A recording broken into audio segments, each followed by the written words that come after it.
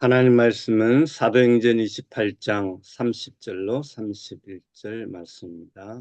봉독합니다.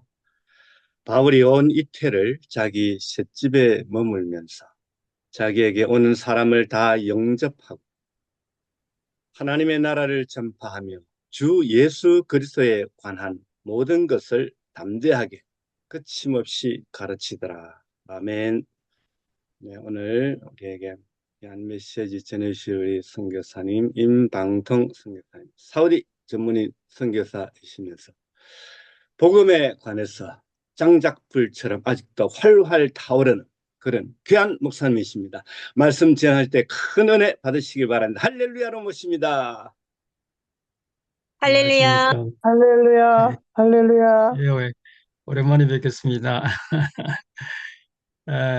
오늘 제가 그, 제목을 이렇게 끝난 것이 아니라 사명의 방식이 바뀌었을 뿐이다 라는 제목으로 한번 이렇게 잡은 이유는 은퇴 선교사들이 이 사역지에서 돌아온 후에 그들이 정말로 제대로 쓰임을 받고 있는가 없는가, 그걸 한번 생각하는 관점에서 이런 제목을 붙이게 되었고, 그 말씀을 우리가 사도행전 28장 30절에 31절은 사도행전의 마지막 부분이죠. 끝부분입니다. 그래서 이건 이걸 이 말씀을 묵상하면서 이 사도 바울이 처한 입장과 은퇴 선교사들이 처한 입장하고 어떻게 좀 상당히 그 닮은 점이 많지 않나 하는 생각을 한번 해보면서 제가 이 본문을 택했던 것을 볼 수 있습니다. 그 이유는 이, 이 바울이 뭐 이렇게 우여곡절 끝에 이제 로마에 도착했죠. 그래서 그 로마에도 뭐 교회 파송을 받은 것도 아니고, 그다음에 뭐 후원이 빵빵해서 뭐 후원을 많이 받고 도는 그런 입장도 아니고, 제수 모형으로, 제수의 모양으로 그냥 잡혀서 이렇게 에, 파송을 됐다고 볼 수 있겠죠. 그럼에도 불구하고 이 바울의 사역은 결코 멈추지 않았습니다. 더 활활 타는 그런 모습을 보고 있습니다. 그 여건이나 환경으로 봐서는 이 바울의 입장은 인간적인 측면에서 봐서는 결코 그가 그 사역을 효과적으로 할 수 있는 그런 입장이 못 됩니다. 그러나 성령께서 이렇게 그를 사용하심으로 말미암아 오히려 그가 평소에 사역했던 것보다도 더 많은 사역의 열매를 맺는 그런 현장을 우리는 목도할 수 있었습니다. 그래서 이것을 제가 택한 이유는 우리 은퇴 선교사가 그뭐 은퇴는 다 끝난 것인가? 그건 아니라는 것을 제가 한번 본문을 하나하나 짚어가면서 말씀을 한번 나누고자 합니다. 첫째, 은퇴는 사역의 종료인가? 은퇴한 자는 뭐 이제는 뭐는 이제 끝났어. 뭐 이제 뭐는 편하게 쉬고 그냥 뭐 지내면 돼. 그러다가 기다리다가 하는 날 가면 돼. 이게 아니래요. 은퇴는 사명의 종료가 아니라 어떤 사역 형태의 전환이라는 것입니다. 결코 사역의 종료가 아니라는 것입니다. 은퇴는. 이것은 사탄이 주는 생각이고 마음이라는 것입니다. 우리 은퇴 선교사가 이런 마음을 가지면 안 된다는 이야기죠. 다시 말해서 그 이유는 뭔가? 사람은 은퇴하지만 하나님의 구속 역사는 은퇴하지 않습니다. 이걸 우리는 많은 경우에 은퇴 선교사가 망각할 수 있는 그런 뭐 이야기 중 하나인데, 우리는 종종 이 사역 현장에서 물러났을 때 이 하나님 나라의 역할이 종료된 걸로 오해를 합니다. 그렇지 않습니까? 이건 잘못됐다는 이야기죠. 우리 사역 현장에 떠났다고 해서 우리 선교사들이 하나님 나라의 역할이 종료됐다는 것은 결코 이것은 성경적인 이야기가 아니고 하나님 뜻도 아니라는 것을 우리 이 본문을 통해서 알 수 있습니다. 이 보세요. 이게 사도행전은 어떤 의미에서는 사도들의 행전, 다시 말해서 뭐 사도들의 그 사역을 열거한 그런 그 역사서라고도 볼 수 있겠지만, 결코 그것은 사도들의 행정으로 끝나는 것이 아니고 바로 성령 역사랍니다. 그래서 저는 뭐 사도행전이라는 그런 어떤 제목보다도 성령 행전이라는 것이 더 다양하지 않는가, 이렇게 생각을 한번 해봅니다. 그 이유는 이 1장부터 성령이 임함으로 말미암아 성령을 통해서 성령께서 이 사도들을 통해서 하나님 역사가 이루는 그런 사역이 바로 이 사도행전의 사역이 아닌가 하는 생각을 한번 해봅니다. 그렇기 때문에 이 사도행전은 사도들의 행전이 아니라 성령 하나님의 구속사를 전개하는 과정을 우리에게 펼쳐 보여주는 그런 것을 우리는 볼 수 있습니다. 그래서 이것을 보면은 이, 이 마지막 28장에도 역시 보면은 우리가 이 사도 바울의 상태를 보면 말이죠. 가장 약해 보이는 그런 상태에서 가장 강력한 메시지가 전파되는 가장 사역이 활성화됐다는 그런 것을 우리는 이 사도행전 마지막 장을 통해서 우리는 볼 수 있습니다. 다시 말해서 바울은 뭡니까? 이 죄수의 몸으로 묶여 있었습니다.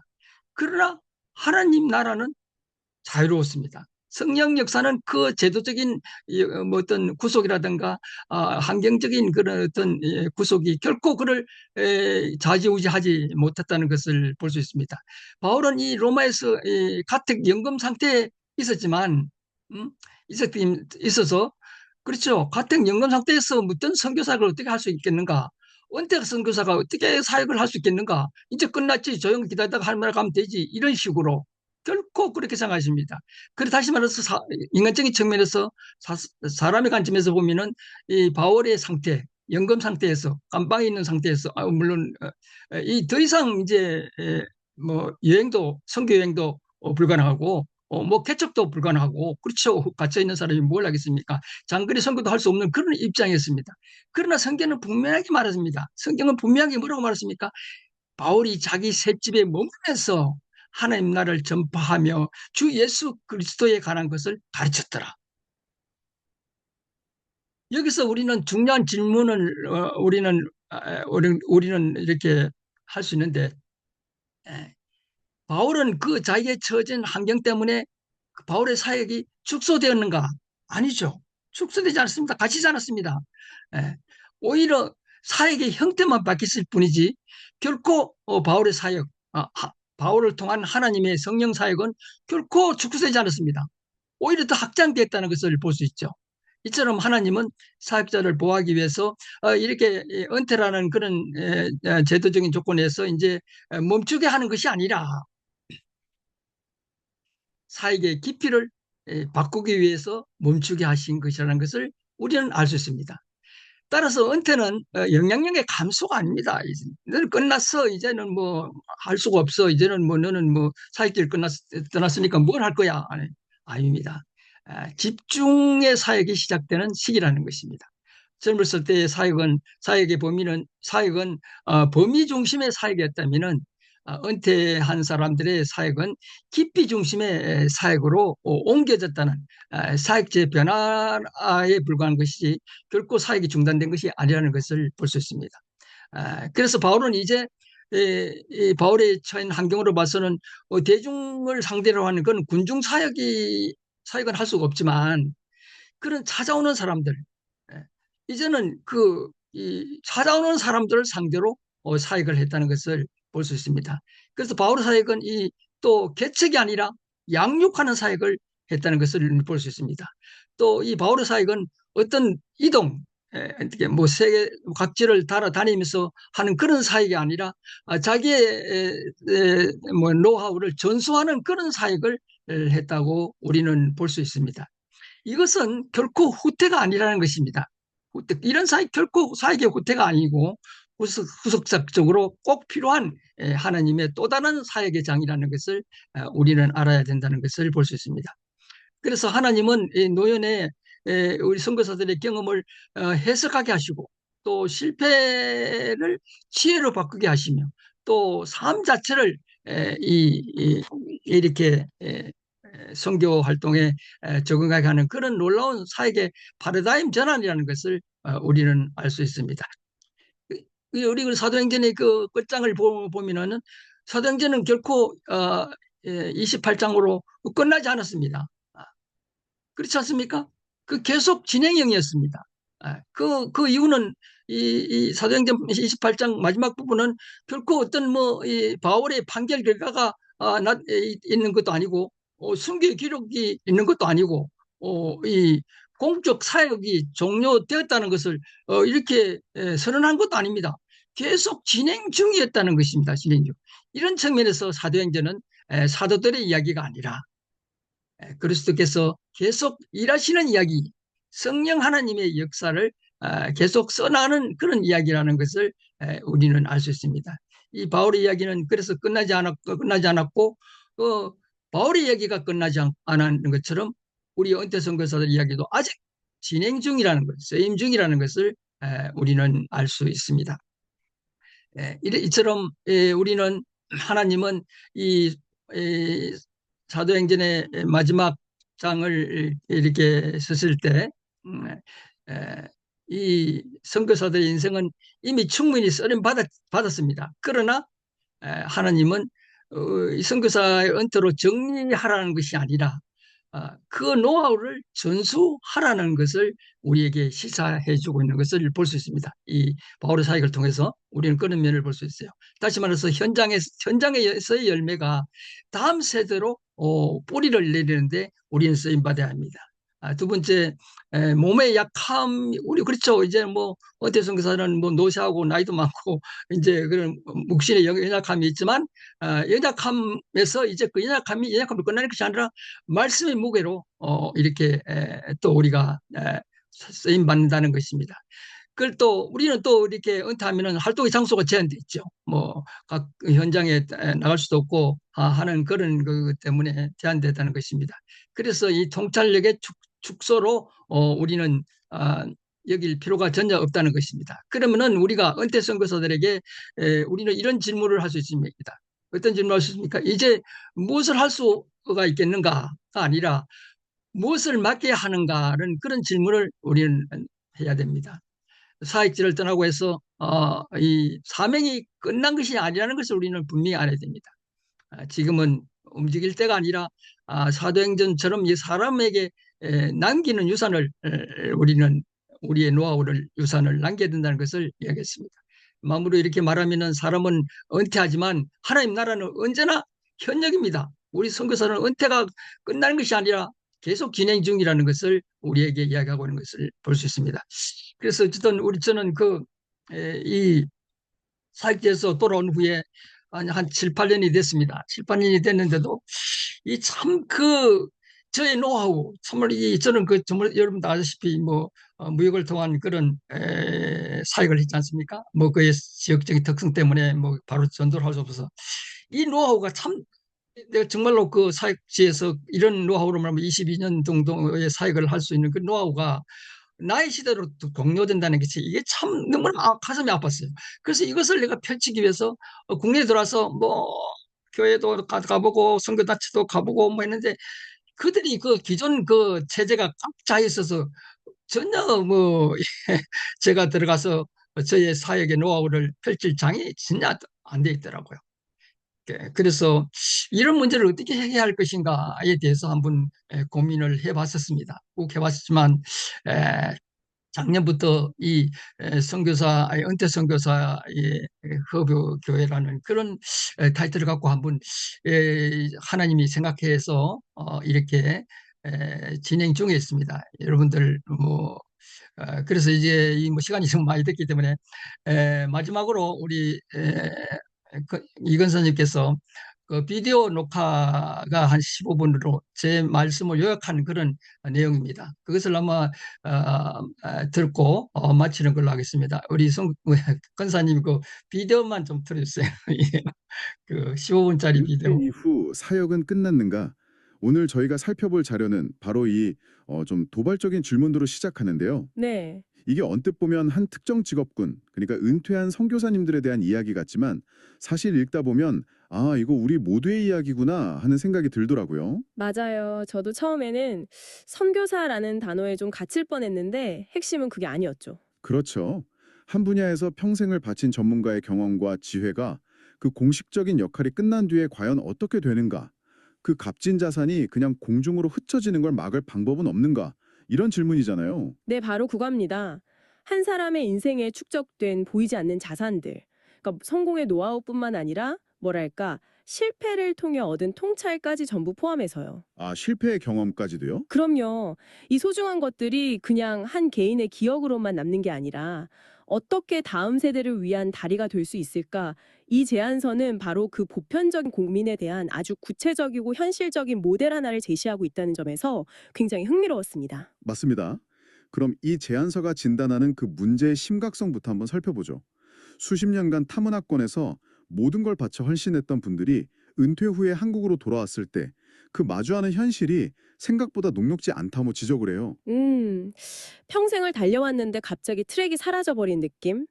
제안서에서는 이걸 영적, 사역적 공백 상태에 놓인다 이렇게 표현하더라고요. 그 공백이라는 게 단순히 일이 없다 이런 차원이 아닌 것 같아요. 네, 훨씬 더 깊은 정체성의 혼란과 연결되죠. 기존 교회에 출석하더라도 그 제안서의 표현을 그대로 빌리자면 사역자도 아니고 평신도도 아닌 아주 애매한 위치에 놓인다는 겁니다. 아, 그 표현이 정말 와닿네요. 평생을 목사님, 선교사님으로 부르면서 사역의 주체로 살아오셨는데 갑자기 평신도로서 예배만 드리는 역할에 적응하기가 어려운 거죠. 그렇다고 또 교회에서 어떤 공식적인 직책을 맡기기에도 기존의 질서가 있고요. 바로 그 지점이죠. 그렇게 고립이 되면서 제가 보기에 가장 안타까운 일이 벌어지는 것 같아요. 어떤 점이요? 그 수십 년간의 경험, 그 문화권에 대한 깊은 이해, 수많은 시행착오 끝에 얻은 지혜 같은 것들이 그야말로 장롱면허가 되어버리는 거죠. 아, 장롱면허. 비유가 정확하네요. 누군가에게는 정말 피가 되고 살이 될 정보인데 아무도 그걸 물어보지 않고 또 알려줄 통로도 없어서 그냥 한 개인의 기억 속에서 희미해져 간다는 것. 이건 개인을 넘어서 사회 전체적으로 봐도 엄청난 손실 아닌가요? 엄청난 손실이죠. 제안서는 바로 그 지점을 아주 날카롭게 파고듭니다. 이 문제를 개인의 무력감이나 적응 실패 이렇게 보지 않고요. 네. 한국 교회와 선교 전체의 구조적 손실이라고 명확하게 프레임을 전환해요. 구조적 손실이다. 네. 그러면서 아주 핵심적인 질문을 던집니다. 은퇴 선교사들이 사역하지 않는 것인가? 아니면 사역할 구조가 없는 것인가? 이 질문 자체가 문제의 본질을 정확히 꿰뚫고 있다고 봅니다. 와, 그 질문에 대한 답이 결국 모든 문제의 원인이자 해법의 시작점이 되겠네요. 그렇습니다. 제안서는 단호하게 후자, 즉 구조의 부재가 문제라고 말합니다. 그분들의 뜨거운 사명감과 풍부한 경험을 필요로 하는 곳에 연결해줄 다리, 어떤 플랫폼이 없다는 거죠. 연결고리가 없다. 네, 이걸 연결부재라고 정의하는데 이 진단이 정말 중요한 이유는요. 문제의 책임을 개인에게 돌리지 않고 시스템의 개선이라는 해결책으로 나아가게 하기 때문입니다. 그렇군요. 필요는 느끼지만 선뜻 시작하지 못하는 이유가 바로 거기에 있었다는 통찰이네요. 맞습니다. 그런데 한편으로는 이런 생각도 들어요. 기존 교회 입장에서는 수십 년 경력의 베테랑들을 위해서 어떤 역할을 따로 만드는 게 좀 부담스러울 수도 있지 않을까요? 충분히 그럴 수 있죠. 각 교회마다 이미 짜여진 사역 구조와 문화가 있을 텐데 거기에 새로운 변수를 추가하는 게 현실적으로 쉽지 않을 것 같다는 생각도 들거든요. 바로 그 지점 때문에 이 제안서가 기존 교회 안에서의 역할 찾기가 아니라 별도의 허브라는 개념을 들고 나온 겁니다. 아, 판을 새로 짜자는 거군요. 그렇죠. 말씀하신 것처럼 기존 조직은 안정성을 추구하기 때문에 새로운 요소를 통합하기가 어려울 수 있어요. 그래서 이 제안서는 아예 새로운 판을 짜자고 제안하는 거죠. 이 연결부재라는 구조적 문제를 풀기 위한 비전으로 넘어가 보면 그 그림이 더 명확해집니다. 네, 그 비전이 정말 인상적이었습니다.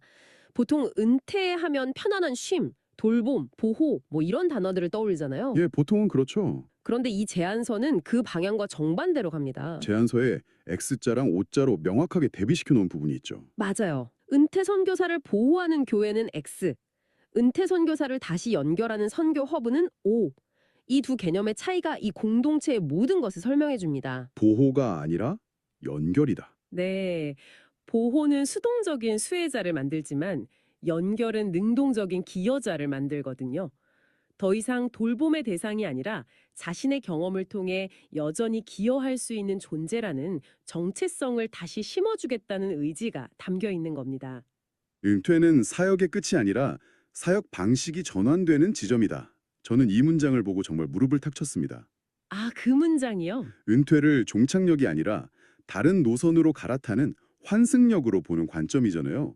평생 쌓아온 내공을 전혀 다른 방식으로 쓸 수 있다는 가능성을 열어주는 말이라서요. 정확한 비유입니다.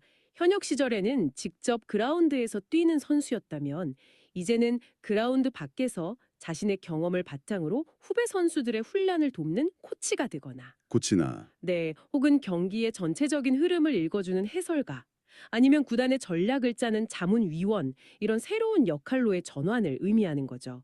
이건 단순히 쉰다는 개념을 넘어 다른 방식으로 일한다는 은퇴에 대한 완전한 재정의라고 할 수 있습니다. 그 연결 허브라는 개념이 정말 와닿네요. 단순히 쉬게 하는 게 아니라 다시 뛸 수 있는 새로운 트랙을 만들어준다는 거니까요. 그럼 구체적으로 그 허브는 어떤 엔진들을 돌리게 되는 건가요? 제안서에서 4가지 핵심적인 역할을 이야기하고 있죠. 네, 이 4가지 역할이 바로 연결 허브의 구체적인 작동 방식입니다. 첫 번째가 선교 경험의 자산화입니다. 자산화. 네, 여기서 자산화라는 단어 선택이 아주 탁월해요. 그냥 옛날 이야기나 무용담을 나누는 수준을 넘어서는 개념이죠. 자산이라면 언제든 꺼내서 가치를 창출할 수 있는 형태여야 한다는 의미겠군요. 바로 그겁니다. 지역별, 사역별로 겪었던 경험들을 체계적으로 정리해서 문서, 강의안, 영상, 자문 자료 같은 형태로 축적하는 겁니다. 일종의 살아있는 데이터베이스를 구축하는 거죠. 오, 특히 여기서 주목할 점은 화려한 성공 스토리뿐만 아니라 실패와 시행착오까지 기록한다는 부분입니다. 아, 실패까지도요? 그럼요. 사실 다음 세대에게 정말 필요한 건 이렇게 하면 성공한다는 공식보다 이런 건 절대 하지 마라는 실패의 교훈일 때가 많거든요. 맞아요. 수억 원을 들여서 배운 값비싼 실패의 경험을 단 몇 시간의 나눔으로 전수받을 수 있다면 그건 정말 엄청난 가치를 지닌 자산이겠네요. 그렇죠. 그리고 두 번째 역할은 이렇게 만들어진 자산을 누구에게 전달할 것인가에 대한 답. 바로 다음 세대 연결입니다. 다음 세대와의 연결, 네, 현역에서 뛰고 있는 후배 선교사, 전문인 선교를 꿈꾸는 청년들, 혹은 선교에 막연한 관심을 가진 사람들에게 직접적인 멘토가 되어주는 겁니다. 책에서는 절대 배울 수 없는 수십 년간 몸으로 부딪히며 체득한 살아있는 지혜를 전수하는 거죠. 세 번째 역할은 여기서 한 걸음 더 나아가서 훨씬 더 구체적이고 실용적인 선교 자문 및 컨설팅이더군요. 이건 정말 당장이라도 수요가 많을 것 같은데요. 한번 상상해 보세요. 몽골의 단계 선교를 가려는 한 청년팀이 있다고 칩시다. 네. 인터넷으로 정보 찾고 책 몇 권 읽고 계획을 짜겠죠. 하지만 30년간 울란바토르에서 사역한 은퇴 선교사님이 그 계획을 보고 잠깐만요. 여러분이 준비한 그 선물은 현지 문화에서 큰 결례가 될 수 있습니다. 대신 이런 작은 제스처가 그들의 마음을 열 겁니다. 이렇게 한마디 해주는 것의 가치는 비교할 수가 없죠. 와, 이건 뭐 비교 불가죠. 이런 게 바로 죽은 정보가 아닌 살아있는 자산의 힘입니다. 교회나 단체가 특정 문화권에 대한 이해가 필요할 때 이 허브는 최고의 컨설팅 펌이 될 수 있는 거죠. 듣기만 해도 든든하네요. 그리고 이 모든 활동을 지탱하는 마지막 역할, 바로 영적 공동체로서의 기능이었습니다. 그런데 이 부분도 그냥 모여서 예배드린다 정도로 단순하게 설명하지 않더라고요. 네, 여기서도 아주 중요한 정의가 따라붙습니다. 제안서는 이 공동체를 소비형 예배가 아닌 사명 회복의 자리라고 명확히 규정해요. 소비형 예배가 아니다. 이게 무슨 뜻이냐면 단순히 설교를 듣고 위로받는 수동적인 소비자의 자리가 아니라는 겁니다.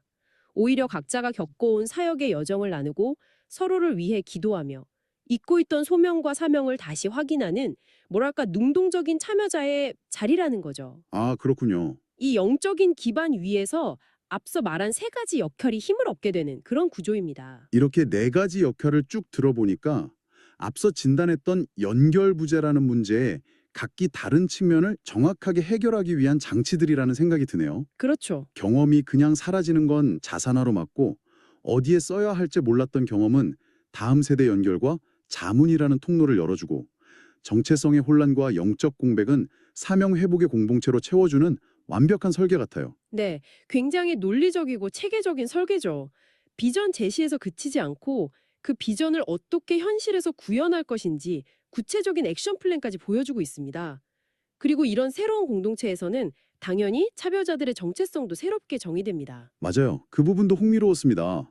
이 공동체 안에서 은퇴 선교사님들은 더 이상 수동적인 교인이 아니라 자신의 경험을 나누는 멘토로 불리게 된다고요. 네, 방관자가 아니라 사역자로, 과거의 인물이 아니라 현재형 증인으로 서게 된다는 표현도 나오고요. 현재형 증인? 네, 과거의 영광에 머무는 사람이 아니라 지금 이 순간에도 자신의 삶과 경험으로 증언하고 기여하는 사람이라는 새로운 정체성을 부여하는 거죠. 이건 참여하는 분들의 다존감을 높이고 사역의 동기를 부여하는데 굉장히 중요한 심리적 장치가 될 겁니다. 직분 체계 역시 기존 교회와는 완전히 다르고요. 그렇죠. 담임 목사나 부목사 같은 수직적인 직분 대신 코치, 멘토, 자문위원 같은 수평적이고 역할 중심적인 명칭을 사용한다고 되어 있죠. 네, 누가 누구 위에 있는 구조가 아니라 각자의 경험과 은사에 따라 필요한 역할을 감당하는 유연한 조직을 지향하는 모습이 보였습니다. 자, 그런데 이 지점에서 아마 많은 분들이 가장 현실적인 질문을 던지실 겁니다. 그래서 이걸 어떻게 지속 가능하게 운영할 건데 하는 질문이겠죠. 네, 바로 그겁니다. 아무리 좋은 취지라도 참여자들에게 과도한 부담을 주거나 재정적으로 불안정하면 금방 사라지기 마련이잖아요. 그렇죠. 저도 그게 제일 궁금했습니다. 이런 종류의 비영리 공동체가 초반의 열정만으로 유지되기는 어려우니까요. 이 제안서는 그 현실적인 고민에 대해서도 아주 명확한 운용 원칙을 제시하고 있더군요. 네, 아주 현실적인 원칙들입니다. 우선 전임으로 헌신할 것을 요구하지 않는다. 전임 요구 X는 점이 눈에 띕니다. 아, 전임 요구가 없다. 네, 이 사역에 인생 전부를 걸라고 강요하지 않는다는 거죠. 각자의 삶의 속도에 맞춰 참여할 수 있도록 문턱을 낮춘 겁니다. 또 사례비 중심으로 운영되지 않는다. 사례비 중심 X는 점도 중요하고요. 재정적인 보상이 목적이 되는 순간 순수성이 흐려질 수 있다. 바로 그 점을 경계하는 거죠. 대신 행정 부담은 최소화한다. 행정 부담 최소화 오케이는 약속이 인상 깊었어요. 사실 많은 분들이 좋은 뜻으로 사역을 시작했다가 온갖 행정 업무에 지쳐서 그만두는 경우가 정말 많거든요. 맞아요. 행정이 정말 힘들죠. 이 공동체는 본질적인 역할, 즉 경험을 나누고 연결하는 일에만 집중할 수 있도록 불필요한 행정 부담을 덜어주겠다는 아주 현실적인 약속을 하고 있습니다. 참여 방식 자체도 굉장히 유연하게 설계되어 있어요. 월 1회 정기 모임을 기본으로 하되 나머지는 각자 관심 있는 분야별 소그룹 활동이나 외부 요청이 있을 때만 참여하는 방식이에요. 부담이 훨씬 덜하겠네요. 네, 매일 출근하거나 무언가를 의무적으로 해야 한다는 부담감을 크게 줄인 거죠. 이 모든 원칙에서 이 공동체를 어떻게든 오랫동안 건강하게 유지하려는 깊은 고민이 느껴집니다. 이상적인 비전뿐만 아니라 그 비전을 땅에 발붙이게 할 현실적인 운영 방안까지 갖춘 아주 잘 만들어준 기획서라고 할 수 있겠네요. 맞습니다. 결국 이 제안서가 말하는 모든 것은 한 문장으로 요약될 수 있을 것 같습니다. 한평생 쌓아올린 귀한 경험이라는 보물이 그냥 땅에 묻혀 사라질 위기 앞에서 그것을 다음 세대를 위한 살아있는 지식으로 연결하려는 하나의 절실한 시도. 아, 절실한 시도. 제안서의 마지막에 나오는 초청의 글이 이 모든 내용을 함축하는 것 같아서 잠시 소개해드리고 싶습니다. 네, 들려주시죠. 이 제안은 무언가 더 하십시오라는 요청이 아닙니다. 이미 하나님께서 하게 하신 일을 다음 세대가 이어받을 수 있도록 연결해달라는 초청입니다. 와, 더 많은 짐을 지우려는 게 아니라 이미 가지고 있는 그 귀한 자산을 다음 사람에게 넘겨주는 다리가 되어달라는 간절한 초청인 거죠. 정말 멋진 마무리네요.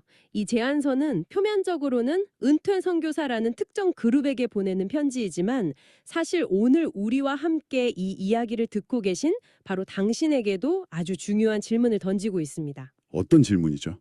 당신의 삶에서 수십, 수백, 수천 시간을 들여 쌓아온 그 경험과 지혜, 심지어 뼈아픈 실패의 기록들은 당신의 경력이 끝난 뒤에 어떻게 되나요? 그러게요. 당장 제 자신을 돌아보게 되네요. 이 분야에서 10년, 20년 일하면서 얻은 노하우들이 그냥 제 머릿속에서 끝나버린다면 너무 아까울 것 같다는 생각이 듭니다. 바로 그겁니다. 그 소중한 자산이 그저 개인의 추억이나 술자리 안주거리로만 남게 될까요? 아니면 다음 세대 혹은 당신의 분야에 새로 진입하는 후배들을 위한 의미 있는 자산으로 연결될 수 있을까요? 어쩌면 우리 사회는 그동안 개인의 이력서, 즉 스펙을 쌓는 데만 집중했지 그 스펙을 통해 얻은 지혜를 다음 세대로 연결하는 데는 너무 무관심했던 건 아닐까요? 우리 사회에는 과연 이런 소중한 경험들을 연결해줄 허브가 얼마나 있는지 한 번쯤 진지하게 생각해볼 문제입니다.